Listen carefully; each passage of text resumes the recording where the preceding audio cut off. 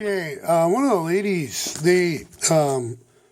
she had a pretty good, question regarding a part I couldn't figure out, and I've got the 1591 here, and it's definitely not the same type of design as her 15. It's 1588 we found, but I think her design you can replace. Oops, her design. Yeah, pay attention. Her design, you can replace this part with a thumb tab to push down. Obviously, this is the direct drive gear design, so there's no treadle balance wheel, but this similar bobbin winder wheel tire friction winding is the same. But as you can see, this wheel needs to be replaced. And actually, it's the same going on with, there's no light on, but it'll be all right. This wheel's doing a little better, but it's pretty much the exact same design here. But anyways, I'm going to go ahead and pause this. I thought I had some leather. Dad left a bunch of craft supply. I think the boys got most of that. One of the girls might have too, but I think anyways, I can't find it right now, but I found a bag of eyeglass cases, which, you know, he was wearing glasses, but I don't know if he was planning to make wallets or something with this material. It's a fake leather. It's pretty thick with that kind of furry lining. I'm going to go ahead and try with Rusty's to see how Rusty's does. And I don't have a mount because I'm actually just hand turning all these. Because I don't know, I figure I'll get a hand crank eventually or use a treadle. I don't really feel like using on the grid electric even down here. So I'm just kind of like, that's kind of the thing is, you know, whether it's custom balance wheels or see what I can interchange with other balance wheels from treadles to get ideally most of these. And even ultimately the Sears Kenmores. I haven't been doing any videos on those, but get the Sears Kenmore would be pretty cool to have on a treadle also, or a hand crank at least. The electric's nice too. We'll see once I get into sewing, but I'm not really into sewing yet, so no biggie. I need to go nice and slow, I think, till I feel confident speeding up. As with training on anything, slow and steady at first until I'm getting bored with it and confident I'm doing great and excellent, and once I've, mastered, then I can speed it up, and that's pretty much how that goes. Okay, I'm going to go ahead and pause this, and then do some hand crank test stitches, as is with the, see the light, I guess, yeah, the tension at that, see how that works fit. Wow, awesome from the top view. It's a little oily, there we go. So this punches through this material, like I can probably do a couple layers, and I'm not even trying by hand. However, this is where Rusty's tension is not so hot. Definitely needs more tension up top. That's like, dude, that's no way enough. And then that first was no way enough tension, but if you notice in the video prior, there was no thread up there, and I just kind of had no tension at all. But I'm going to try this again, and let's just crank the tension up. Let's go to halfway, see what happens. And this is going to be, I ended with a shorter stitch, which maybe almost appeared like better with that low tension. But man, it punches through like no problem. So I'll try again the longer stitch width. I guess I'll do that. And then pause and see how it looks next time. Yeah, do you like the commercials? Like, seriously? Seriously? Isn't it like awesome? It looks the same like from the last time, maybe a little better looking thread penetration, right? I did about a middle is where I ended up with. So I think that looks about middle. So that's middle stitch. So I guess you wouldn't want to go farther than that on this material, but check this out. The reveal. Dude, I think I nailed it on the tension. I didn't change it. This is exciting. Okay, you're gonna watch it. I'm getting excited. I think that's it. I think that's too. I guess there's a little bit. Maybe I could do a little tighter. Yeah, a little tighter. Once I started, that was slow. Then I started spinning really fast. Maybe going faster that helps instead of just hand cranking really slow. I'm gonna drop some more thread. I'm gonna drop some thread stitches, drop some beads, like some dimes or something. All right, I'm not doing metal working. This is so yeah, I think that looks good. So I'm gonna go ahead and do this one more time, and then I might fold it over and do twice as thick. Okay. Okay, I was gonna do 2 layers, fold this over, but I was just like, I gotta stop and just be like in awe. So I did like middle stitch, wide stitch, and then middle to end. And man, that looks perfect. I wonder if it was like when I went up, I didn't go all the way up. It doesn't seem as long as the original starting off going all the way up. So, seems like it should go a little longer. Maybe I didn't pull all the way up. I just kind of was like stupid.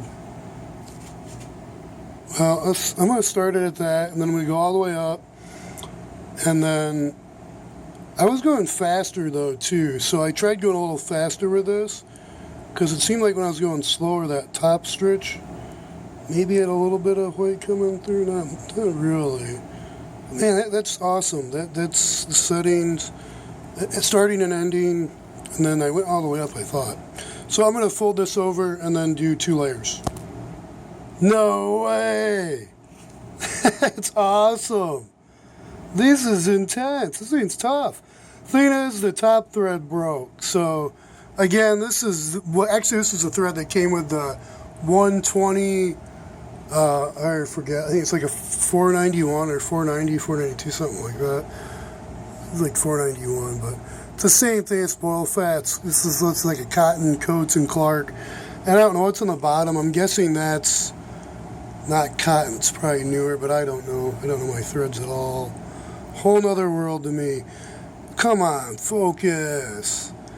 Yeah, that stitch good until the thread broke. So I didn't switch over. Maybe when I switched over to the wider stitch, and then it was kind of catching. So this thick, you know, I want to try and go out further, and that's still, you know, there's tension, but maybe let's see how far it's. Let's screw it all the way out. This is like super loose now, so I gotta be careful. So I gotta go in. Oh boy, maybe I'll do that one-handed. Gotta put that back in. Get her a couple threads, 1, 2, 3. Should probably go the diameter of the top thing, but oh boy, it's about just. I'm gonna rethread and try again. That's hilarious to me. So the feed's not so great. This is one of those moments where I'm like, the longest stitch on this machine I like. I'm going to get this. Technically it's that one right there, that 201 presser bar, retrofitted in one of these. I'm thinking treadle is who I was going to use at first. I'm thinking treadle should be. Rusty, I'm a little leery about the tension, but it is definitely making a difference. So I think I kind of off camera, I went back and forth a bunch, probably about that much, and tried to loosen that back up, and maybe that's all it did it. But yeah, so I didn't show the other side. This wasn't feeding as good as I think it should have been evenly. Needed a little push, but look at that. Is that amazing? That is just amazing.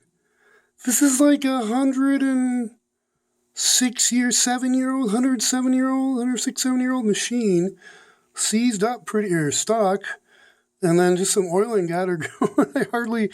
I like sprayed it with isopropyl alcohol just because, I don't know, I like to disinfect. Kind of a generic disinfectant, probably not the most protocol, but let that kind of sit and evaporate off, and then oil it. You know, wipe her down, or actually brush her off, then oil it. Excuse me. Then I just go to town, Baby Love, with the Baby Love Dollar Tree oil, and then I'll go back with Zoom. I think eventually when I start using them more. Baby Love seems suitable. Man, that is just amazing to me. Look, that's thick material, and they'll go through more. I'm thinking. The thread though broke. This thread is just not the thing. Now, what's interesting is when I grabbed this, I did find in some of the boxes, Dad's craft stuff, there's some, I think he was sewing with this even. So I don't know what 100 yards, 10-pound winds up being diameter-wise. Extra limp nylon.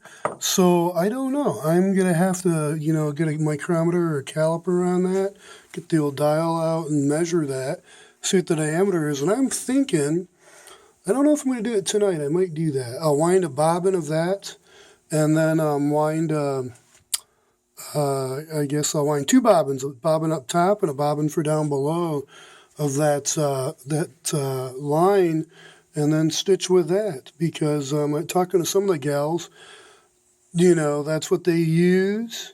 Others say don't, and they use a I want to say it's a polyester, don't quote me, I forget, Sailrite or somebody, I think it's the one who's recommended, or it might be Superior Thread. Maybe it's Superior Thread recommends not to use.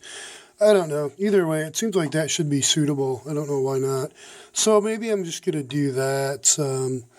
Yeah, I'll wind some bobbins of that. I'm going to do that next. Okay, I'm just going to stop this, and then I'll continue with a new video. But, yeah, that's just amazing. One pass. So in one pass, I'm getting the tension right, and then, wow, that thick of material is doing it. If the thread didn't break, the feed's not so great either, though. More reason to get a high shank on there, not just a low shank.